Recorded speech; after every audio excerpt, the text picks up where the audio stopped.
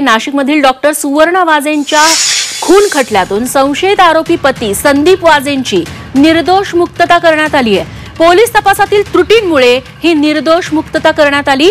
त्यामुळे डॉक्टर सुवर्णा वाझेंची हत्या की आत्महत्या हे गूढ 3 वर्षांनंतरही कायम आहे।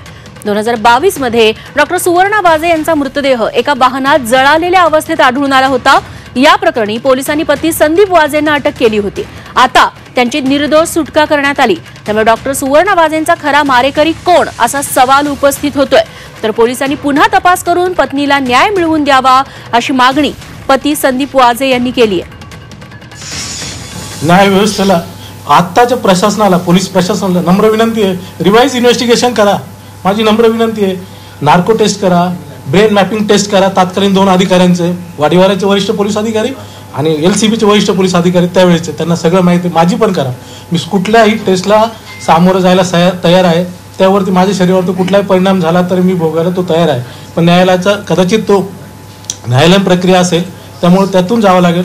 न्यायालयीन प्रक्रिया बघून मी कासलवार सरांना विनंती करणार आहे की सर, सुप्रीम कोर्टापर्यंत विनंती करण्याची वेळ आली तरी आपल्याला करावं लागेल, पण सुवर्णा वाझेला न्याय भेटणं खूप महत्त्वाचं आहे।